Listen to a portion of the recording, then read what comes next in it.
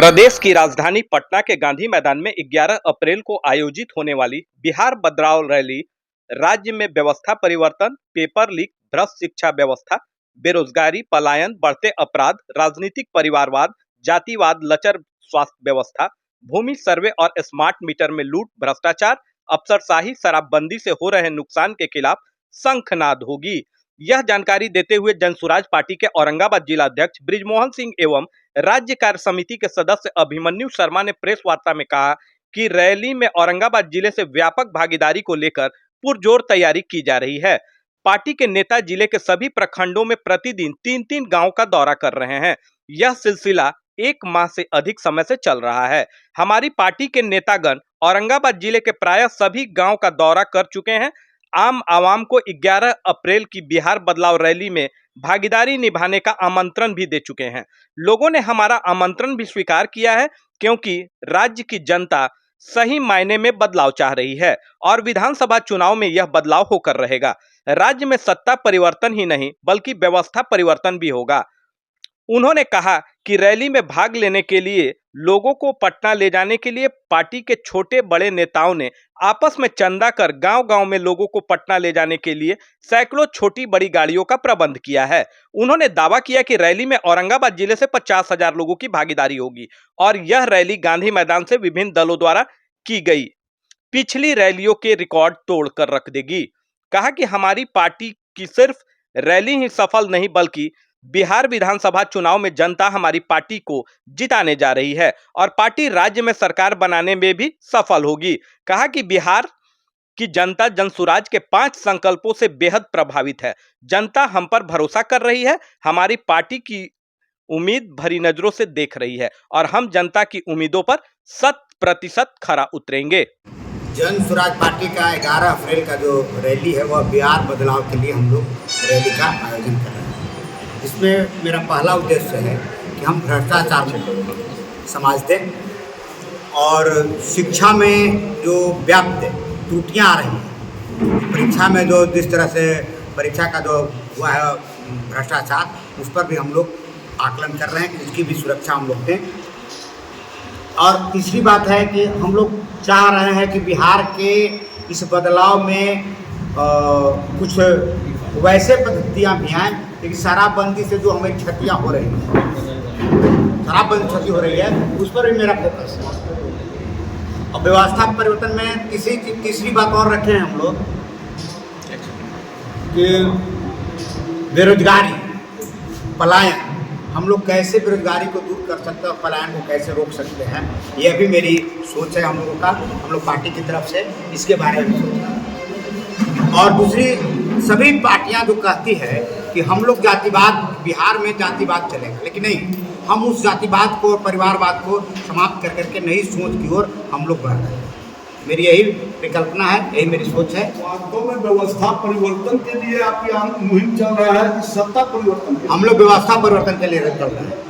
सत्ता परिवर्तन हमारी कोई लालसा नहीं कि हमें सत्ता आएगा तभी परिवर्तन होगा, ऐसा व्यवस्था परिवर्तन। व्यवस्था परिवर्तन, व्यवस्था परिवर्तन, व्यवस्था जो वर्तमान व्यवस्था है यह पूंजीवादी व्यवस्था है। तो क्या पूंजीवादी व्यवस्था का विरोध करेंगे या सिर्फ ऐसे ही व्यवस्था परिवर्तन करेंगे? व्यवस्था परिवर्तन के लिए हम लोग जन का, हर व्यक्ति का जो हमारी व्यवस्था में अड़चने डालेगा उसका विरोध जरूर करेंगे। अध्यक्ष जी, क्या व्यवस्था परिवर्तन के लिए ही सत्ता परिवर्तन जरूरी है?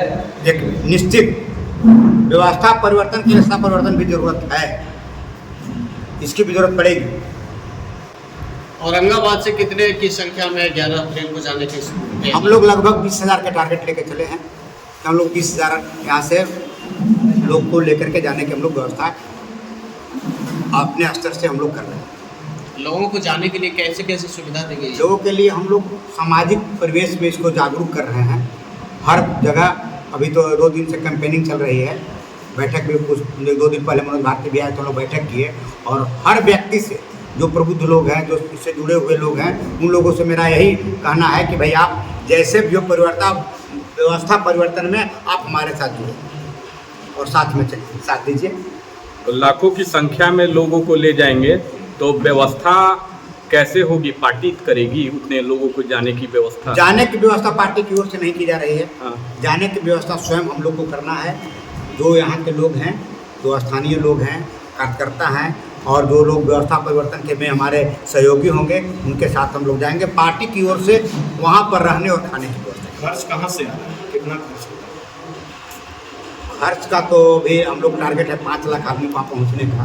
खर्च तो जो आने जाने का खर्च है वो हम लोग जितने कार्यकर्ता लोग हैं जो सामाजिक परिवर्तन चाहता है, जो प्रबुद्ध व्यक्ति है, उन लोगों से होगा, लेकिन वहाँ रहने खाने का खर्च जो है वो संगठन। जन स्वराज पार्टी की तरफ से 11 अप्रैल को एक ऐतिहासिक रैली गांधी मैदान पटना में होने जा रहा है। इस रैली के माध्यम से बिहार में वैसे जो भी व्यक्ति हैं जो चाहते हैं कि बिहार में बदलाव हो और 40 वर्षों से जो सत्ता पर काबिज हैं और अपना वो समझते हैं कि मेरा बपौती है, उससे छुटकारा पाने के लिए जो भी व्यक्ति ऐसा अपना मन बनाए हुए हैं, वैसे सारे व्यक्तियों को यहाँ पर पटना गांधी मैदान में बुलाने का हम लोग का जो व्यवस्था है, ऐतिहासिक रैली के रूप में उसको देखा जा रहा है। अब बिहार में आप देख रहे हैं कि अधिकारियों का जो भ्रष्टाचार है चरम सीमा पर है। सरकार जनता की चुनी हुई सरकार है, अधिकारी तो सरकार के नौकर हैं और चुना हम लोगों ने है, मालिक तो पब्लिक है। आप किसी ऑफिस में जाइए तो आपको उनसे मिलने के लिए हो सकता है उस दिन भेंट ना हो, उनसे कहें कि आज हम नहीं मिलेंगे, घूम के चल आइए। और अगर जो व्यक्ति कुछ पैसा खर्चा कर दिया तो उनको भेंट हो गई, चपरासी को दे दिया 500 रुपया तो साहब से भेंट करा देंगे, 1000 रुपया दे दिया तो साहब से भेंट करा देंगे। ये व्यवस्था है। अधिकारी बिना पैसा के कोई काम नहीं करते हैं।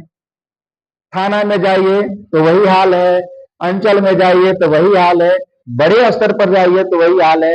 मूल रूप से अधिकारियों के चंगुल में ये मतलब आप ये मानते हैं कि मालिक पर नौकर भारी पड़ रहा है? मालिक पर नौकर भारी पड़ रहा है। आपने बिल्कुल सही कहा, वही स्थिति है। इससे कैसे निपटें? इससे निपटने के लिए तो बदलाव होना जरूरी है ना। जब तक सत्ता परिवर्तन न होगी, हम भी अगर कुछ बोलें तो कैसे बदलाव करेंगे? हमारे हाथ में पावर नहीं होगा तो हम आपकी बात को कैसे वहां पर बिहार के विकास के लिए, बिहार को व्यवस्था में परिवर्तन के लिए उन्होंने अपना सारा काम रोक करके और बिहार में एक नई पार्टी का गठन करा करके आज सारा शक्ति उन्होंने बिहार में लगा रखा। क्या आप मानते हैं कि प्रशांत जी का अगर सरकार बनता है बिहार में, भ्रष्टाचार मुक्त होगा बिहार? ये प्रशांत जी की सरकार नहीं है। अगर बनती है जन स्वराज पार्टी तो जन स्वराज का मतलब है कि इसे जनता का राज, और हम जैसे हजारों कार्यकर्ता वहां मिल करके और सारी बातों को आपस में तय करते हैं, वही जन स्वराज का आगे का कार्यक्रम होता है। इसलिए यह पार्टी किसी एक व्यक्ति का पार्टी नहीं है। जातीय समीकरण बिहार में जो है और उसकी मुताबिक बिहार में कैसे छोड़िएगा? हाँ, ये बहुत इम्पोर्टेंट बात आपने कही है कि जातीय समीकरण बिहार में जो है बहुत बड़ा मामला है। मेरा कहना है कि हमारी पार्टी नौजवानों के लिए बहुत कुछ अपना तय कर रखा है, महिलाओं के लिए तय कर रखा है, किसानों के लिए तय कर रहा है। तो बताइए कि नौजवान में किसी खास जाति कोई आता है? नौजवान तो सभी जाति में है। नौजवान का कोई जाति नहीं होता है, महिलाओं का कोई जाति नहीं होता है और किसानों का कोई जाति नहीं होता है। तो हम लोग तो जाति से हटकर शुरू से ही अपना कार्यक्रम बनाया। समीकरण से कैसे निपटिएगा? एम समीकरण से तो अभी निपट गए हम लोग। 80% एम जो है हम लोग के साथ आ चुके हैं। आप मानते हैं कि इस बार 2025 के चुनाव में एम वाई समीकरण ध्वस्त हो जाएगा? बिल्कुल, एम वाई समीकरण तो निश्चित रूप से ध्वस्त हो जाएगा। एनडीए क्या भविष्य होगा एनडीए के सामने? जो हम लोग की तैयारी है और जो जनता का मिजाज है, इस बार वास्तव में जनता चाह रही है कि इन सभी पार्टियों से हमको निजात मिले और बदलाव चाहती है, तो निश्चित रूप से जन स्वराज पार्टी को सफलता मिलेगी।